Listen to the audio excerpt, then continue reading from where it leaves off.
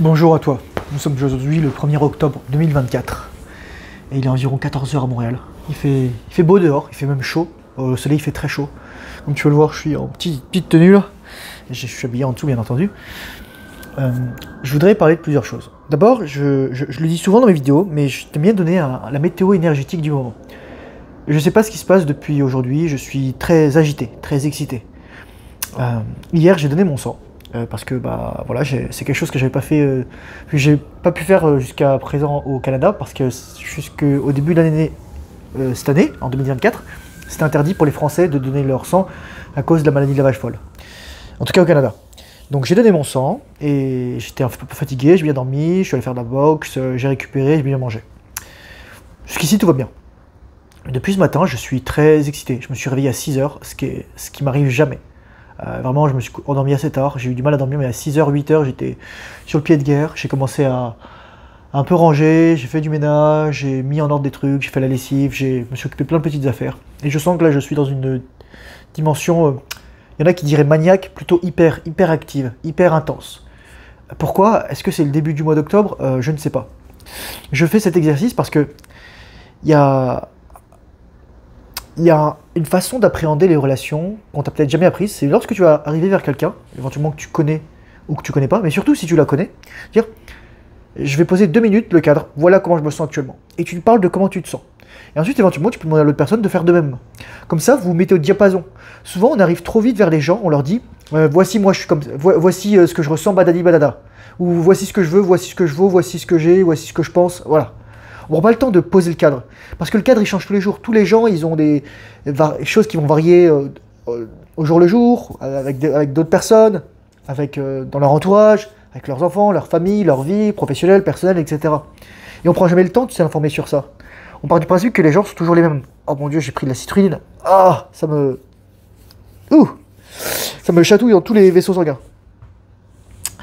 Et donc voilà. Donc je fais cette petite météo énergétique, je me sens un petit peu énervé, stressé. Là je sais que je vais aller très tranquillement. J'ai fait un live ce matin, mais je me voyais que j'étais un peu trop intense et en même temps j'étais fatigué. Donc je pense que je suis nerveux ou énervé. D'ailleurs, un des signes quand je suis comme ça, c'est que je demi-procrastine, dans le sens je vais faire quelque chose mais très tard. Par exemple, je vais aller faire du sport là, mais j'ose pas y aller. Je retarde, je fais des trucs, je prends une douche froide, je me fais un chèque d'hydratation, je range un truc, un machin, un chouette, enfin voilà. Je procrastine. Et quand c'est comme ça veut dire qu'il y a quelque chose dans l'air, il y a quelque chose dans l'énergie, il y a quelque chose dans les vibrations, il y a quelque chose dans les fréquences, il y a quelque chose dans l'égrégore, il y a quelque chose dans l'univers. Ça, c'était pour le premier point. Le deuxième point, d'ailleurs, je voudrais en parler justement, donc j'ai donné mon sang. Et je voudrais dire un truc à ce niveau-là. C'est peut-on donner son sang en rétention séminale? Je vais te répondre tout de suite, oui, à défaut de donner ton sperme. Mais l'avantage du sang, c'est que ça se renouvelle très facilement, très rapidement. Et normalement, en fait, nos ancêtres, ils saignaient beaucoup. Ils saignaient, et ils avaient des blessures, et ça coagulait, et ensuite le sang il se régénérait, etc. Les femmes aussi, elles saignent en général une fois par mois, simplement à travers la menstruation. Et saigner, finalement, permet d'évacuer du fer en trop, des éléments en trop, du fer en trop, ça peut être aussi du cuivre, ça peut être aussi du zinc, ça peut être d'autres minéraux, etc. Et c'est pour ça qu'on a longtemps pratiqué les saignées dans la médecine traditionnelle, mais voilà. Et moi, je me suis senti fatigué, normal, je me suis pas évanoui, je l'ai fait à jeun. J'étais bien, voilà. J'ai fait un peu de sport avant, je suis rentré chez moi, j'ai dormi 2 heures, ça m'a fait du bien. J'ai bien mangé, repas très protéiné, viande, œufs, poisson, fromage, voilà, la totale, comme d'habitude quoi. Et c'est ça. Donc si tu veux donner ton sang, moi j'encourage les gens à donner leur sang. Comme ça, c'est con, mais donner ton sang, ça te prépare à perdre ton sang si t'as une blessure. Comme ça, tu sais ce que ça fait de perdre du sang. C'est vrai, c'est con, mais c'est vrai quoi. Et c'est un peu de la surcharge progressive parce que ça permet aussi à ton corps de se régénérer plus vite.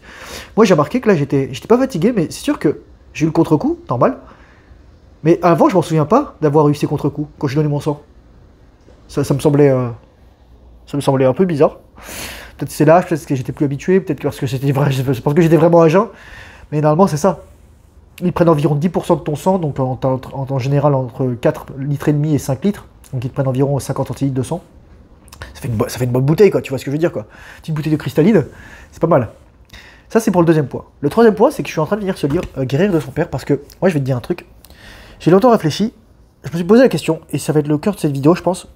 C'est pourquoi les hommes ne connaissent-ils pas la rétention familiale? Pourquoi nos parents ne nous ont pas appris ça? Pourquoi les pères de nos pères leur ont pas appris ça?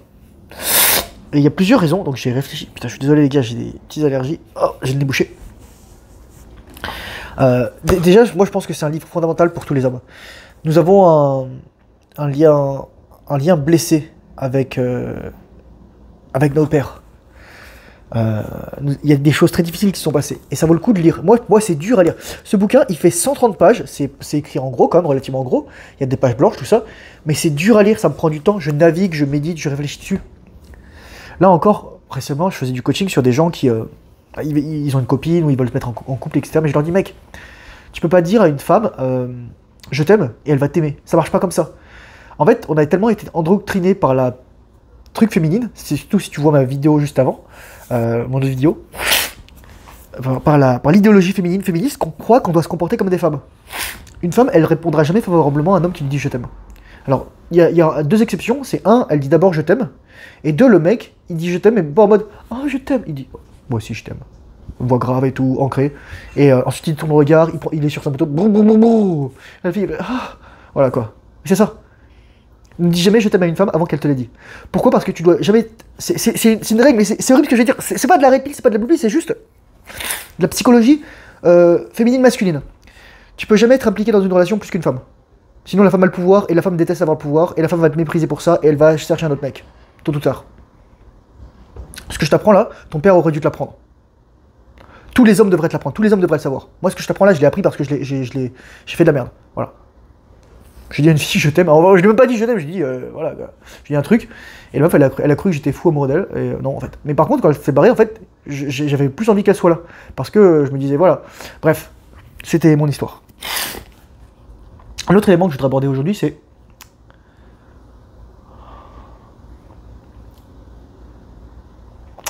là, je regardais des vidéos dans ma vidéo sur le mariage, je vais parler de Wayne et de sa femme, qui s'appelle Diana. Donc c'est trop drôle, elle a un accent du sud, elle a vraiment un accent du sud. Enfin, elle n'a pas un accent du sud, elle a un accent de cowboy. Parce qu'en fait, eux deux, ils viennent d'Alaska, et donc ils ont vraiment un accent de New Frontier. Et en fait, ils habitent actuellement dans le Wyoming, j'ai regardé au nord du Wyoming, et elle a une chaîne en fait, et elle discute de ça, elle parle de ces trucs, elle parle de ce que ça fait d'avoir 7 enfants et 6 petits-enfants, alors qu'elle a 49-50 ans, tu vois, et ce que ça fait aussi de qu'est-ce qu'elle aurait voulu savoir en tant que nouvelle épouse à propos de son mari. Et c'est drôle parce qu'en fait, il lui manque une dent là, il lui manque une prémolaire, et on le voit pas dans l'angle ou dans la vidéo principale, mais ça veut dire qu'elle a du vécu quoi, peut-être qu'elle a eu... C'est con, mais quand il te manque une dent, ça veut dire plein de choses. C'est-à-dire, soit tu te prends un coup, soit tu as fait une chute, soit tu as une mauvaise hygiène dentaire, soit, après tous ces trucs-là, il te manque éventuellement les fonds pour te faire une couronne ou te mettre un implant, tu vois? Parce que tu perds de masse osseuse sinon. Et donc ça fait que c'est des gens qui sont relativement humbles, ou pas forcément simples, mais qui vivent simplement. Et c'est ce qu'on recherche. Et moi je vous dis les gars, c'est pour ça que je fais chier tout le monde là, avec les relations les gars. Moi je vous le dis, vous mettez pas dans une relation avant d'avoir mis votre vie en ordre, quoi. Et ça veut pas dire être millionnaire, ça veut pas dire faire tout ça, les gars. Ça veut juste dire avoir fait la paix, et ça, c'est le point dans lequel je vais arriver. Tu dois avoir fait la paix avec tes parents, la paix avec ton père, la paix avec ta mère. Tu dois comprendre que ton père, il t'a pas appris la rétention familiale parce que lui, il savait pas. Il a fait ce qu'il a pu avec ce qu'il savait, avec ce qu'il avait. Il est Chalong, d'ailleurs, il a répondu à un de mes commentaires, c'est trop drôle sur ma chaîne. Il parlait justement, il dit les hommes émotionnels sont faibles. C'est quoi un homme émotionnel? C'est un homme qui agit en fonction des émotions. Je donne un exemple. Ou qui agit ou qui n'agit pas en fonction d'une émotion. Une fille, tu la trouves belle, elle t'intimide. Et ben tu vas pas aller la voir. Homme émotionnel. Une fille, tu vas la voir, mais t'es nerveux. Homme émotionnel. Le but, c'est pas d'être émotionnel ou ne pas être émotionnel. C'est d'avoir des émotions, de savoir les entendre, de les écouter quand il y en a besoin. Par exemple, la peur, ça veut dire, ok, gaffe, là, il y a un danger. Par exemple, t'es une ruelle sombre et il y a des mecs qui ont des couteaux et des pistolets, quoi. Bon, voilà. En général, c'est pas pour beurrer des tartines. Mais voilà. Et les écouter, ensuite agir dessus. Et c'est ça qui fait la différence fondamentalement entre un homme et une femme, c'est qu'une femme, elle va fondamentalement agir sur ses émotions parce que ses émotions ont une source rationnelle. Elle considère que ses émotions sont la réalité, c'est généralement une femme. Lorsqu'une femme arrive à dépasser ce biais cognitif, ça devient une déesse, littéralement. Ça devient une femme supérieure. C'est la voie de la femme supérieure. C'est comprendre que ses émotions ne sont pas tout et être capable de les dépasser. Et la voie du surhomme, c'est capable de dépasser le désir sexuel. La voie du surhomme, c'est la capacité à comprendre que Le sexe, c'est juste... Pour moi, maintenant, il y a quelqu'un qui me demandait, j'avais fait une vidéo, le sexe mais insipide, mais pas tout le sexe. Le sexe, quand il est mis en premier. Pour moi, le sexe, c'est... J'ai d'autant plus de plaisir de sexe que j'ai de connexion avec la personne. Et le sexe, pour moi, c'est la cerise sur le gâteau. C'est la cerise sur le gâteau, c'est ce qui chapeaute. Attends, j'espère que j'enregistre. Ouais, j'enregistre. C'est ce qui clôt, en quelque sorte, une relation saine. Et le problème, c'est qu'on fait l'inverse aujourd'hui. On met le sexe avant. Moi, je le sais, je l'ai fait. Je disais aux femmes, oui, mais je vais me mettre avec toi avant d'avoir couché avec toi. Grosse flaque de chiasse que j'étais, mais tout. Pourquoi je faisais ça? Parce que les mecs faisaient ça, parce que on disait aux mecs, oui, ta valeur dépend de ton body count. J'ai raconté une histoire. Je sais pas si je l'ai raconté dans un live ou dans une vidéo, mais moi, les mecs, ils me charriaient parce que, ouais, ils pensaient que j'étais pédé parce que je couchais pas avec des nanas. Moi, je voyais, en fait, c'est plutôt que je voyais pas l'intérêt de coucher avec une femme pour coucher avec une femme. Je n'ai jamais compris ça. Je trouvais ça, je peux pas vous mentir là-dessus. Je ne peux pas vous mentir. En fait, moi, d'ailleurs, je devrais l'appeler, cette vidéo, je pense que je vais l'appeler, je vais pas te mentir. Je ne vais pas te mentir sur la rétention spinale, je vais l'appeler comme ça. Moi, ça m'intéressait pas de coucher juste avec une nana, pour coucher avec une nana. Je m'en foutais, je m'en battais les couilles. Alors, j'avais commencé à en parler dans une vidéo, mais le téléphone n'avait plus de batterie, donc j'avais dû... voilà.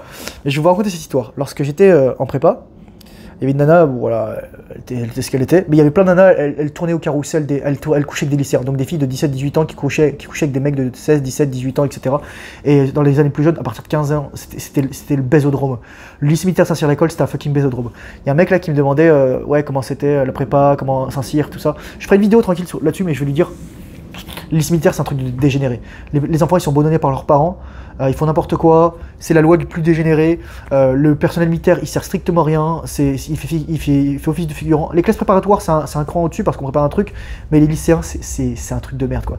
Ils baissent tous, soi-disant, ils sont chrétiens, mais crois-moi, ils se font tous fourrer les uns les autres. Ils se fourrent entre eux, quoi. C'est la plus grande hypocrisie que j'ai jamais vue. Donc moi, quand j'étais au cimetière Saint-Cyr-l'École, il y a une nana, je suis parti à Amsterdam avec elle. Et mes potes ils m'ont dit, ah mais pourquoi t'as pas couché avec elle et tout? Parce qu'elle me plaisait pas. Parce qu'elle me plaisait pas. Parce que voilà. Peut-être est-ce que c'est parce que je m'étais du porno? Mais non, mais c'est parce que je n'avais pas d'attirance pour cette femme. Je n'avais pas d'attirance sexuelle pour cette femme. Peut-être parce que j'étais timide. Non, maintenant que j'y repense, cette femme ne me plaisait pas. Moi j'ai besoin d'avoir une femme ultra intelligente. Moi, je suis un top 0,0001 percentile. J'ai 5 à 6 écarts types au-dessus de la moyenne d'intelligence. Donc tu crois qu'une femme lambda, elle va me convenir? C'est la vérité. Je suis horrible en disant ça, mais c'est la vérité. Oui, il me faut une femme 2-3 écarts types minimum, 130, 145. Et c'est pas pour dire, oh mon dieu, je suis trop intelligent, regardez. Non, c'est juste ça, c'est juste... t'as des gens, t'as des préférences, ensuite t'as des standards, et ensuite t'as des personnes avec qui t'es compatible. Attends, je suis bien. Mais c'est ça. Et donc ensuite, on est allé chez elle pour son anniversaire, elle nous avait invités, et je l'ai dormi dans la même chambre qu'elle. Moi, je dormais par terre, elle dormait dans son lit. Mais pareil, je m'en foutais. En fait, peut-être parce que le sexe m'intéressait pas, mais pareil maintenant, le sexe juste pour coucher ne m'intéresse pas. Le sexe ne m'intéresse pas. Il y a quelqu'un qui me demandait, mais Thomas, est-ce que tu trouves le sexe insipide parce que t'as jamais eu de connexion? Au contraire, c'est parce que j'ai eu des très belles connexions avec de très belles personnes, et que je trouve que le sexe maintenant, juste pour le sexe, c'est insipide. C'est les femmes qui veulent se faire fourrer pour avoir la validation. Un homme digne de ce nom, pas un mec, hein, un homme, c'est pas les couilles du sexe. Pourquoi les moines, les grands hommes, les vrais grands hommes, pas les pseudo-trucs qu'on a aujourd'hui, les goitres comme ça, les obèses, les Daniel Cohn-Bendit et les Éric Dupond-Moretti, si vous voyez ce que je veux dire, quoi. C'est pas ça des hommes. Ça, c'est des mecs dangereux. C'est des sous-êtres. C'est dur à dire, mais c'est ça, quoi. C'est des mecs qui veulent du mal à vos enfants, à votre famille. Voilà, je n'irai pas plus loin sur ça. Donc je vais pas te mentir, moi. Ça m'a pris du temps avant de me dévergonder avec les femmes, et est-ce que j'en suis fier? Non, parce que je suis tombé avec des femmes bien, et je suis tombé avec des femmes peu moins bien. Mais surtout, je savais pas comment évaluer, et en anglais on dirait vet, qualifier les femmes. On dirait ça comme ça, qualifier les femmes. Maintenant je le sais, et je le transmets. C'est pour ça que dans toutes les vidéos je te dis low body count, virginité, personnalité, humilité, mindset de progression, d'amélioration, éventuellement un minimum d'attraction physique bien entendu, Et père sain, mère saine, père masculin, mère féminine, relation positive entre les parents, voilà. Moi, c'est mes critères pour une femme. En fait, ce que je transmets là, c'est mes critères. Et c'est pour ça que moi, je choisis d'être célibataire et des gens, ils vont dire, mais Thomas, regarde, t'es tout seul dans son canapé, etc. Non. Je suis... Putain, mais qu'est-ce que je suis... J'ai la chance d'être bien tout seul, là, je suis chez moi. Je peux vivre au rythme que je veux. Je suis avec mon chat. Je peux dormir quand je veux. Je peux manger quand je veux. C'est pas le Bronx, c'est pas la jungle, c'est pas le barouf, c'est pas... on n'est pas chez les Chaouis comme on dirait dans l'armée. Non, c'est juste que... c'est-à-dire, désolé pour les Chaouis et tout le monde, quoi, dans tous les Bronx, voilà. Mais... Non, c'est juste que j'ai ma petite liberté, et ça, c'est ma liberté. Moi, j'ai besoin de mon espace. J'ai besoin de mon espace. La vraie raison aussi pourquoi... là, je viens de voir un post de Casey Zander, et je suis pas forcément d'accord avec lui, et là, cette fois qu'il est vraiment délusionnel. Ouais, tu veux pas une relation, tu veux juste du cul, tu veux juste du sexe régulièrement. Non, non, alors non. Pour moi, le sexe régulier, éventuellement, c'est la cerise sur le gâteau de la connexion. Et le mec il dit tu veux juste de cul régulièrement, tu veux pas rencontrer sa famille, tu veux pas ci, tu veux pas ça. Bah, c'est sûr que si tu veux juste un plan cul régulier, bah faites-le. Mais moi, j'aspire à fonder une famille. Donc j'aspire à connaître sa famille. Donc j'aspire à rencontrer la personne, passer du temps avec elle. Pas toujours être l'un sur l'autre. Non, c'est la grosse erreur que nous faisons. Le seul moment, si éventuellement on devrait être l'un sur l'autre, c'est dans une dimension de business. C'est par exemple Dwayne et sa femme. Et il y avait ses enfants, ils les éduquaient en même temps. Ça serait Leila Hormozy avec Hormozy. Oui, ils se voient souvent, mais c'est pour le business. Et ensuite, voilà, ils ont l'espace tranquille, etc. En fait, pour moi, un couple de qualité, c'est une entreprise qui marche bien. Il y a le CEO, c'est le mec. Souvent, c'est lui qui va prendre le leadership, les décisions, la direction. Et ensuite, la CEO, c'est la femme. C'est la chef des opérations. C'est elle qui fait en sorte que tout roule bien. Et là, c'est pas une question de hiérarchie, de priorité, d'homme domine la femme. C'est juste que on joue avec nos forces. L'homme est capable pour décider. La femme est capable pour multitasker. Être multitâche. Et c'est la vérité, on est comme ça. La femme pour gérer les petits trucs, etc. L'homme pour focus, pour avancer. Et quand on est comme ça, quand on joue avec nos forces, c'est pour ça que moi, les discours féministes, je trouve que c'est de la bullshit. Récemment, là, je voulais faire une vidéo là-dessus, et je pense que je vais essayer de le trouver en PDF parce que je vais pas l'acheter, je vais le lire. King Kong Theory de Virginie Despentes. Bon, je vous fais un petit dessin, la meuf, elle était journaliste, etc. Elle s'est prostituée pendant 2 ans pour avoir de l'argent. Donc, ça vaut ce que ça vaut, quoi. Elle a écrit des trucs où, voilà, il y a des gens qui tuent des gens. Bah, voilà. Moi, je vais vous dire, si vous voulez lire un bon livre, les gars, je ne l'ai pas pris là, mais je le mettrai dans la description, lisez-le. Ça s'appelle Le Petit Bleu de la Côte Ouest de Jean-Patrick Manchette. C'est un livre magnifique. D'ailleurs, Alain Delon, je crois que c'est Alain Delon, il en a fait, je crois que c'est Alain Delon, ouais, qui a joué un film qui était une adaptation de ce film. Et voilà. Mais non, je vous conseille vraiment Le Petit Bleu de la Côte Ouest. Vous allez voir, c'est un livre d'aventure. C'est un livre, en fait, c'est juste ça, un homme. C'est ça. Vous allez voir, ça va être drôle. C'est faillible, c'est moyen, c'est médiocre, mais ça a des moments de grandeur. Ça a des moments de masculinité, ça a des moments d'éclat, et ça a des moments de routine, et ça a des moments où ça retombe, etc. Nous sommes des hommes, nous sommes des êtres humains. C'est ça qu'il faut jamais oublier. Ça fait du bien d'avoir des citrines. Ensuite, ça donne envie de se gratter et de se frotter. Ouais. Et je veux pas te mentir, parce qu'en fait, voilà, je vais te dire pourquoi je vais pas te mentir sur la rétention séminale. Les gens ils te disent ouais ça te donne des trucs. Un jour je fais une vidéo, bientôt là dans quelques jours je pense, sur les phases de la rétention séminale. Moi je vais te dire une chose mec, je vais être honnête avec toi. Écoute bien. Tu vois là j'ai fait une formation et on me dit ouais mais Thomas faut que tu aies une quick win. J'ai travaillé avec un mec qui me dit ok faut que tu aies une quick win. Mais je peux pas te mentir, je peux pas te dire tu vas avoir une quick win. Je vais donner un exemple.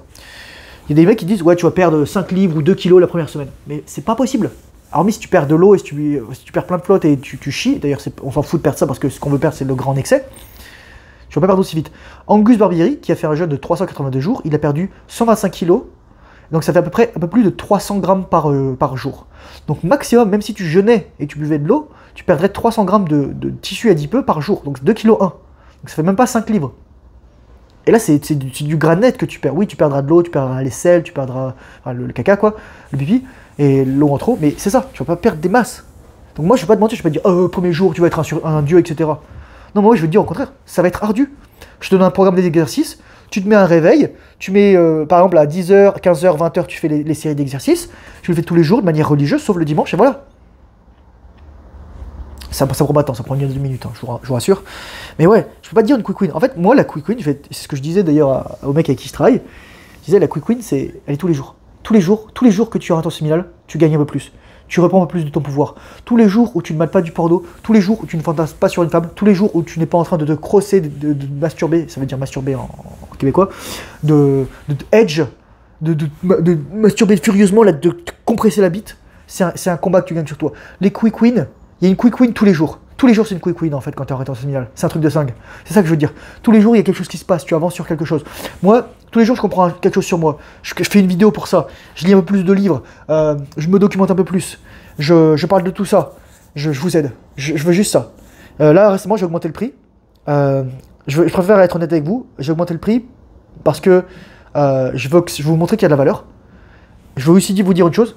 Si vous êtes dans ma communauté, allez sur mon serveur Discord. Il y a un questionnaire. Si vous remplissez le questionnaire, il y a un petit cadeau à la fin. Je mettrai le lien dans la description.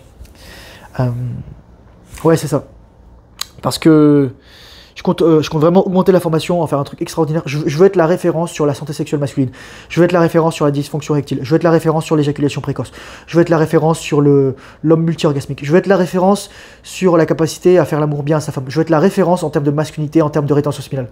C'est ça. Moi, ça, c'est mon but. C'est mon objectif à long terme. Donc moi, je ne veux pas te mentir. La rétention séminale, il n'y a rien de plus facile, mais en même temps, il n'y a rien de plus difficile. Parce que tous les jours, à chaque seconde, tu peux foutre la main dans le phasar, te masturber un peu trop longtemps, pas contracter tes muscles et juste te laisser aller et éjaculer. Et donc moi, en même temps, si tu payes, qu'est-ce qui se passe? Bah, tu t'engages. Tu dis, putain, j'ai pas envie de foutre 500 balles ou 1000 balles ou je sais pas combien par la fenêtre. Donc tu te dis, ok, je vais le faire. Les seules personnes à qui je peux mentir, c'est lorsque je suis dans une situation de danger, par exemple avec des pervers narcissiques ou des gens manipulateurs, et là je vais me défendre. Là je suis capable de mentir vraiment, mais oh, c'est terrifiant. Je peux mettre un jeu d'acteur. Les gars, si je vous racontais des trucs, un jour je vous raconterai des trucs, mais pas tout de suite. Pas tout de suite. Mais moi j'ai fait des trucs shady. Hein. Putain. Shit bro. Ouais. Un autre élément que je pense qui est important ici, c'est...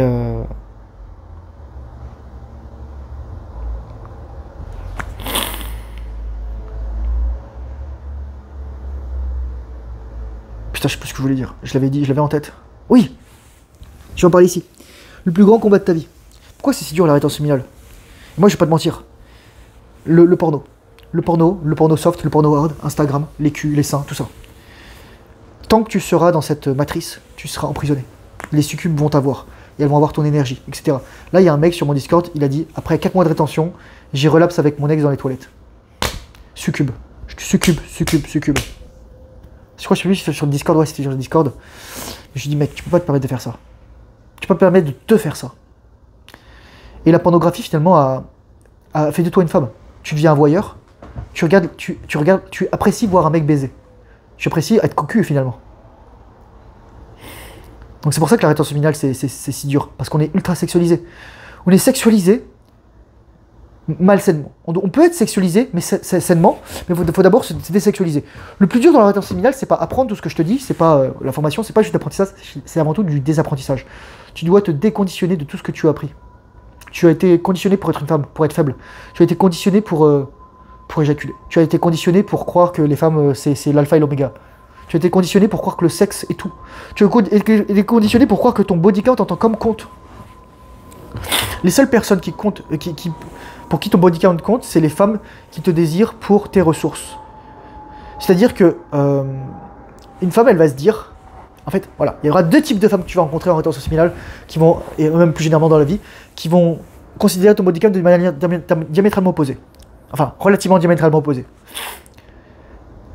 Les femmes qui ont un body count élevé et qui cherchent la sécurité, elles vont regarder ton body count pour voir, un, si t'es abordable, si t'es baisable, si t'es désirable. Elles vont te poser des questions comme, t'as une copine? T'as eu combien de copines? T'as déjà eu plusieurs copines en même temps? Etc. Elles vont poser des questions comme ça. Un autre type de femmes, les femmes qui vont se préserver, qui vont être vierges, elles voudront que tu aies un body count à 0, mais c'est pas le plus grave. Pourquoi? Parce que quand tu es un homme, tu es censé justement avoir ce rapport à ça, avoir de la désirabilité auprès des femmes. Le but, encore une fois, je le rappelle, c'est pas pour un homme de baiser partout, c'est pour un homme de montrer aux femmes que d'autres femmes veulent le baiser. C'est ça, c'est juste ça. Tu peux plus... Un homme qui agit sur ses pulsions, c'est une femme. Je le disais, un homme qui agit sur ses émotions, c'est une femme. Un homme qui agit en fonction de ses émotions est une femme. Même pas une femme, une gonzesse, on va dire. Donc ouais, tu dois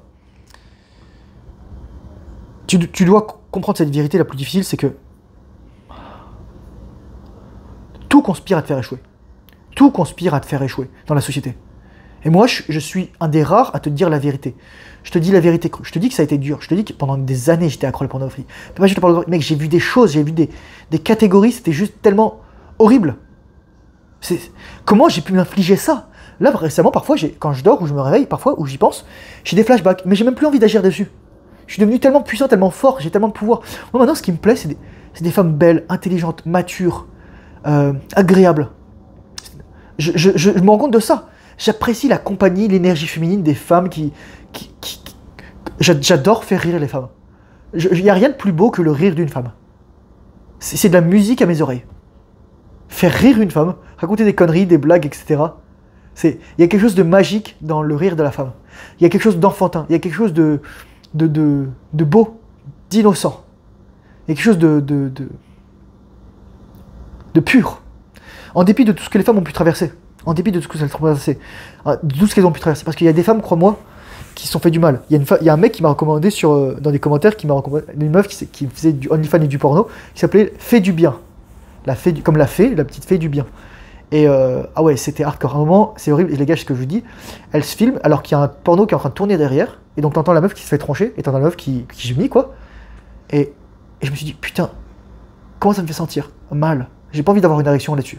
Donc j'ai quitté la fenêtre. Voilà. Moi, c'est pour te dire à quel point j'en suis, à quel niveau j'en suis. Moi, pour moi, je dis un truc, putain, je dis un truc extraordinaire. Pour moi, si la femme n'est pas intéressée en moi, pourquoi je serais intéressé en la femme? Donc c'est pour ça que quand tu es dans la rue, tu ne peux pas te permettre de regarder n'importe quelle femme et de leur sourire ou leur envoyer des messages, des DM, etc. Parce que quand tu fais ça, tu montres à la femme qu'elle est plus intéressée par elle qu'elle n'est intéressée par toi. Donc lorsque tu mates son cul, ses seins, ses hanches, son visage, etc., c'est l'inverse qui devrait se produire. Si tu fais ça, elle te désirera jamais. Éventuellement, vos regards se croisent, ok d'accord, mais sinon, c'est elle qui te regarde. Moi, les gars, quand je me balade dans la rue, c'est les femmes qui me regardent. C'est les femmes qui me regardent. Elle me regarde avec envie, elle me regarde avec dédain, mépris, haine, mais elle me regarde. Souviens-toi, le contraire de l'amour, ce n'est pas la haine, c'est l'indifférence. Donc dès que tu as de l'attention, tu sais qu'en fait c'est de l'amour. C'est juste de l'amour perverti. Comme je le racontais dans le mode de vidéo, il y avait... je crois qu'il va sortir demain. C'est ça, demain ou qui est sorti hier. Ouais. Mais c'est ça, je n'ai pas d'autre chose à te dire. Je ne veux pas te mentir sur la tension minale, c'est un chemin long et ardu. Ce ne sera pas un chemin que tu vas forcément réussir du premier coup. Moi, je te souhaite de réussir. Moi, je dis que tu peux réussir. En fait, je te dis pas que tu peux réussir, je te dis que tu vas réussir. Le succès, c'est pas une question de chance, c'est une question de temps. Le succès est inévitable. Tu ne peux que réussir. Tu réussis la rétention minale, tu réussis ta vie. Tu es beaucoup plus fort que tu ne le crois. C'est pour ça que je te fais toutes ces vidéos. Je veux que tu te brainwash en écoutant mes vidéos, en comprenant que tu es un surhomme. Que tu as la capacité. Déjà, si tu regardes mes vidéos, mec, mais tu te rends pas compte, tu es dans le top tier des hommes tout de suite. Tu écoutes un mec qui a un QI de 175, minimum. Et tu es capable de le comprendre. Et tu es capable d'articuler sa pensée. Tu es capable de le suivre. Tu es capable simplement de ne pas te mettre la main dans le phasar et d'éjaculer. Mais tu es un surhomme. Moi, je te souhaite que de réussir. Je souhaite qu'un jour, on puisse se serrer la main et qu'on reconnaisse en nous la puissance, à travers la poigne, à travers le regard. Qu'on se dise, on est des hommes. On est des hommes. Merci pour ton attention. Elle est très précieuse. Je te souhaite une excellente journée. Courage, force et honneur. Bonne rétention séminale. Discipline, fais le travail difficile. Surtout lorsque tu n'en as pas envie. Et je te dis à très bientôt dans une prochaine vidéo. Merci.